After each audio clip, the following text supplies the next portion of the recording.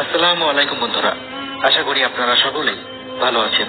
বন্ধুরা, আমরা গত পর্বে হযরত ইসরাফিল আলাইহিস সালাম এবং হযরত মিকাইল আলাইহিস সালাম ফেরেশতাদ্বয়ের সম্পর্কে আলোচনা করেছিলাম। যারা এখনো ভিডিওটি দেখেননি তারা দেখে নেবেন, তাহলে আপনাদের বুঝতে সুবিধা হবে। আজ আমরা আলোচনা করব হযরত জিবরাইল আলাইহিস সালামের সম্বন্ধে। তো চলুন শুরু করা যাক। হযরত ইসরাফিল আলাইহিস সালামের জন্মের 1000 বছর পরে এবং হযরত মিকাইল আলাইহিস সালামের 500 বছর পরে হযরত জিবরাইল আলাইহিস সালামের জন্ম হয়। দুনিয়ার যাবতীয় পয়গম্বরের নিকট আল্লাহ তাআলার আদেশ ও নিষেধ পৌঁছিয়ে দেওয়াই হযরত জিবরাইল ফেরেশতার সর্বপ্রধান কাজ ছিল। তাছাড়া পৃথিবীর বহু দেশ ও আল্লাহর নাফরমান জাতিদের ধ্বংস করার ভার ইহার উপরে অর্পিত হয়েছিল। আবার কিয়ামতের পর বেহেশতে সুসজ্জিত করার কাজে বেহেশতের রক্ষক রিদওয়ান ফেরেশতার সর্বপ্রধান উপদেষ্টা ও সাহায্যকারী হবেন হযরত জিবরাইল ফেরেশতা। পূর্বেই বলা হয়েছে যে ফেরেশতাদের মধ্যে হযরত ইসরাফিল ফেরেশতা আল্লাহ তাআলার সর্বাপেক্ষা অধিক নিকটবর্তী স্থানে অবস্থান করেন। তারপরেই হযরত জিবরাইল ফেরেশতার স্থান। একমাত্র হযরত ইসরাফিল ফেরেশতা ব্যতীত অন্যান্য ফেরেশতাদের মধ্যে হযরত জিবরাইল ফেরেশতাই আল্লাহ তাআলার সর্বাপেক্ষা অধিক নিকটবর্তী। হযরত ইসরাফিল ও হযরত জিবরাইল আলাইহিস সালামের মধ্যে মাত্র 70 পর্দার ব্যবধান। উহার একটি হতে অপরটির দূরত্ব মাত্র 500 বছরের রাস্তা। হাসরের মাঠে কোটি কোটি মানবের বিচারের দিনে হাসরের এক প্রান্ত হতে অপর প্রান্ত পর্যন্ত সর্বত্র আল্লাহর আদেশসমূহ ঘোষণা করার এবং হাসরের মাঠের যাবতীয় শৃঙ্খলা বিধানের বিরাট দায়িত্ব হযরত জিবরাইল ফেরেশতার উপরেই অর্পিত হবে।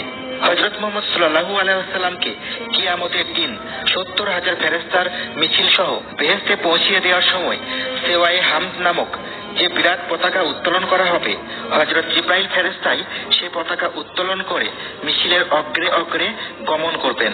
হযরত মুহাম্মদ সাল্লাল্লাহু আলাইহি ওয়াসাল্লাম যখন মেরাজে গমন করেন তখন হযরত জিবরাইল ফেরেশতাই তাকে সঙ্গে করে নিয়ে গিয়েছিলেন এবং যতক্ষণ পর্যন্ত তিনি সেখানে ছিলেন ততক্ষণ সর্বদা তার সঙ্গে সঙ্গে থেকে আসমান, জমিন, বেহেশত, দোজখ এবং এর মধ্যবর্তী যাবতীয় বিষয় সম্পর্কে প্রিয় নবী মুহাম্মদ সাল্লাল্লাহু আলাইহি ওয়াসাল্লামের লক্ষ লক্ষ প্রশ্নের উত্তর প্রদান করে তিনি যাবতীয় বিষয় হযরত মুহাম্মদ সাল্লাল্লাহু আলাইহি ওয়াসাল্লামকে বুঝিয়ে দিয়েছিলেন এবং যাবতীয় ফেরেশতা ও আম্বিয়া আলাইহিস সালামের রূহের সহিত তার আলাপ পরিচয় করিয়ে দিয়েছিলেন।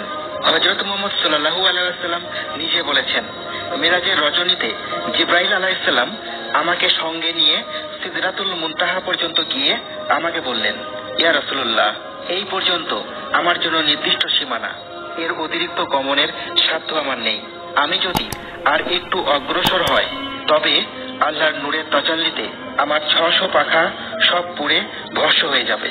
হাদিস শরীফে উল্লেখিত আছে যে হযরত মুহাম্মদ সাল্লাল্লাহু আলাইহি ওয়াসাল্লামের ইন্তেকালের পূর্বে হযরত জিবরাইল ফেরেশতা শেষবারের মতো প্রিয় নবীর সহিত সাক্ষাৎ করতে এলে তিনি জিজ্ঞেস করেছিলেন, হে ভাই জিবরাইল, আমার মৃত্যুর পরে কখনো দুনিয়াতে আসবে কিনা?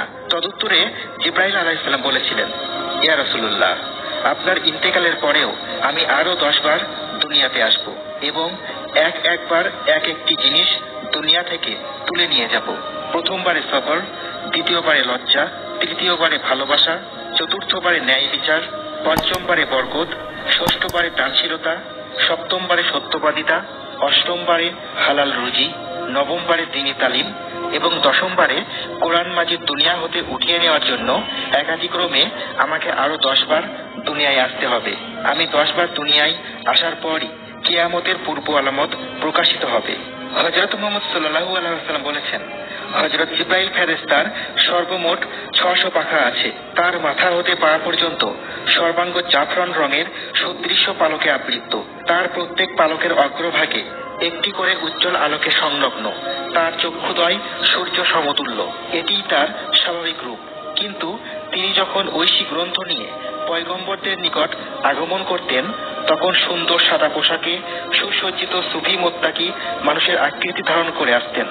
হাদিস শরীফে উল্লেখিত আছে যে হযরত জিবরাইল আলাইহিস সালাম প্রত্যেক দিন 360 বার নূরের সমুদ্রে গোসল করেন। গোসল করার পর তিনি যখন নিজের পালকগুলি ঝাড়তে থাকেন তখন তার পালক থেকে যত ফোঁটা নূরের পানি ঝরে পড়ে তার প্রত্যেক ফোঁটা থেকে একজন করে ফেরেশতা পয়দা হয়। এই ফেরেশতাগণ আকারে ছোট হলেও চেহারায় অবিকল জিব্রাইল ফেরেশতার মতোই। এরা জন্মগ্রহণ করার সঙ্গে সঙ্গে আল্লাহর গুণগানে লিপ্ত হয় এবং কিয়ামত পর্যন্ত আল্লাহর প্রশংসায় লিপ্ত থাকবে। বন্ধুরা, আমরা আগামী পর্বে ফেরেশতা মালাকুল মউত সম্বন্ধে আলোচনা করব ইনশাআল্লাহ। আজ তাহলে এই পর্যন্তই। আপনারা ভালো থাকবেন, সুস্থ থাকবেন। আল্লাহ হাফেজ।